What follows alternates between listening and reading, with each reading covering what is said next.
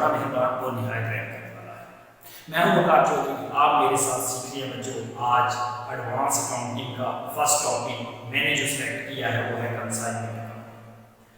Consignment account बेटा आप लोग इंटरमीडिएट में थोड़ा सा इससे फैमिलियर हो, इसलिए मैंने इस टॉपिक को फर्स्ट सिलेक्ट किया है। फर्स्ट 2 लेक्चर्स इसमें हमारे जो है वो इंट्रोडक्शन पर होंगे, उसके बाद फिर हम इंशाल्लाह ताला न्यूमेरिकल क्वेश्चंस स्टार्ट करेंगे। आप लोगों की बुक जो है वो आपको पता है क्लास में रिकमेंड कर दी थी, एडवांस अकाउंटिंग की बुक जो है वो मोहम्मद हनीफ एंड अमिताभ मुखर्जी की बुक जो है वो हमने ले ली। उसमें तरतीब से इलस्ट्रेशन क्वेश्चन जो हैं वो मैं साथ के साथ अटैच करके आपको दूंगा। न्यूमेरिकल इंशाल्लाह आपको बहुत अच्छे तरीके से समझ आएंगे। फिर आप लोग साथ के साथ चलोगे, उसको साथ के साथ नोट करोगे, इंशाल्लाह ताला जबरदस्त आपका एडवांस अकाउंटिंग सीखेंगे मेरे साथ। कंसाइनमेंट अकाउंट स्टार्ट करते हैं। देखिए जी, कंसाइनमेंट की सबसे पहले डेफिनेशन देखिए। Consignment is the process of selling the goods through agent in new area without opening a new branch. नई मार्केट में, नए शहर में ब्रांच ओपन किए बगैर अपने माल को, गुड्स को सेल करवाने के अमल को बोलते हैं कंसाइनमेंट। तो इसकी एग्जांपल के साथ मैंने एक जो है ये कंप्लीट समझाऊंगा आपको इंशाल्लाह ताला। एक फैसलाबाद भी क्लॉथ का बिजनेस करता है, ये मुल्तान में बी को भेजेगा, मतलब मुल्तान में बजाय इसके कि ये मुल्तान में एक नई ब्रांच ओपन करे, इतना पैसा नहीं है इसके पास, तो ये मुल्तान में एक ऐसा पर्सन बी तलाश करता है जो कि मुल्तान की मार्केट को बड़े अच्छे तरीके से कपड़े की जानता है। तो ये ए बी को कहता है, बी भाई मैं तुझे यहां से कपड़ा भेजूंगा, तुम इसको यहां मुल्तान में सेल कर देगा।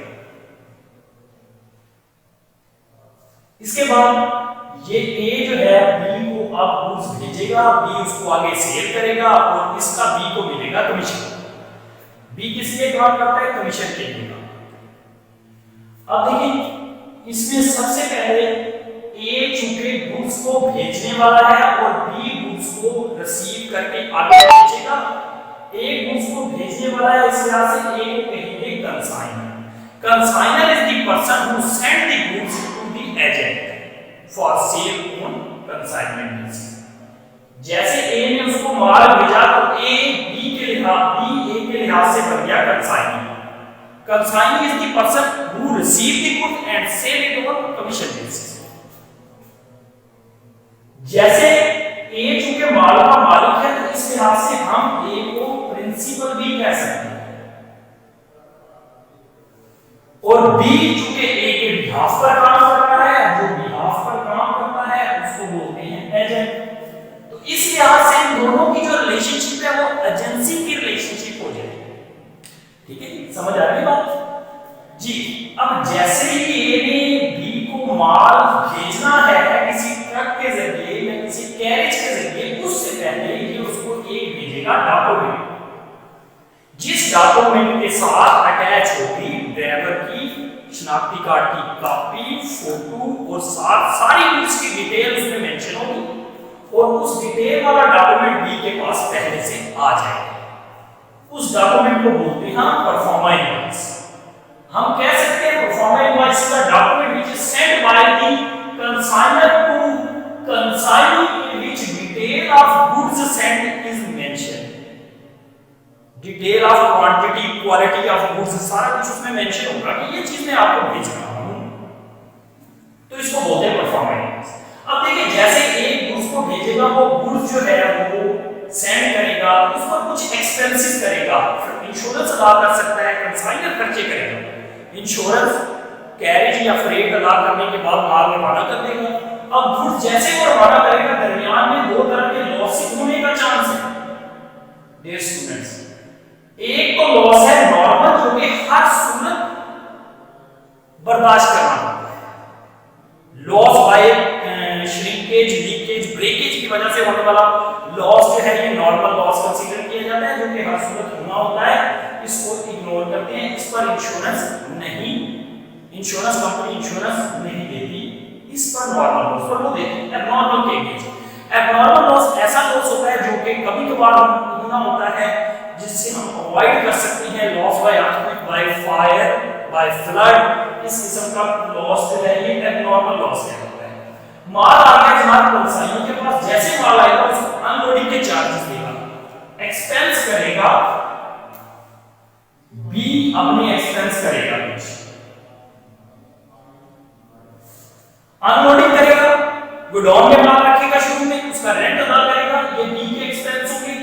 बी जैसे माल बी के पास पहुंच गया, बी उसके बाद उसको दो तरह से सेल कर सकता है, ऑन क्रेडिट, ऑन कैश, या नकद सेल करेगा या उधार सेल करेगा। नकद सेल करे या उधार सेल करे, बी ए ने बी को एक कमीशन देना होता है हर सूरत, जिसको बोलते हैं ordinary commission. Ordinary commission is a commission which is given by the consignor to the consignee for sale the goods. Credit sale करे या कैश सेल करे, उसको ये कमीशन मिलेगा, ऑर्डिनरी कमीशन को हर सूरत मिलेगा। डेल क्रेडिट कमीशन क्या होता है और कब देता है कंसाइनर कंसाइनी को, इसको समझिए। Del credit commission consignor consignee को तब देता है जब कंसाइनी उसको सेल करता है उधार पे, और उसकी कलेक्शन की जिम्मेदारी कंसाइनी लेता है कि भाई अगर नुकसान हो गया, पार्टी तेरी वाकफ है, मैं तुझे पूरे पैसे दूंगा। कंसाइनर कहता है अच्छा ओके, मैं आपको एक्स्ट्रा कमीशन देता हूं, del credit commission.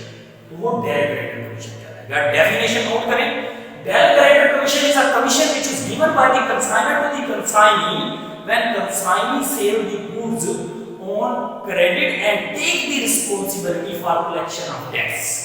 Yes, this is debt credit commission. Overriding commission क्या होता है?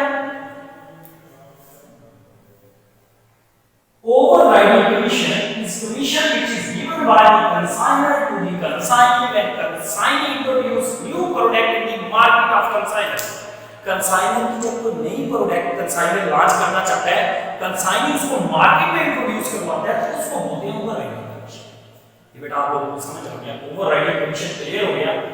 अब जैसे कि माल सेल हुआ, सेल करने से पहले बी एक डॉक्यूमेंट तैयार करता है जिसमें तफसील मेंशन होती है कि गुड्स जो है वो ये वाले गुड्स इतने की बेच रहा है, इतनी उधार पे बेच रहा है, इतनी नगद बेच रहा है, वो सारी तफसील का एक डॉक्यूमेंट बना के इसको भेज देता है, जिसको कहते हैं अकाउंट सेल। अकाउंट सेल की डेफिनेशन नोट करें।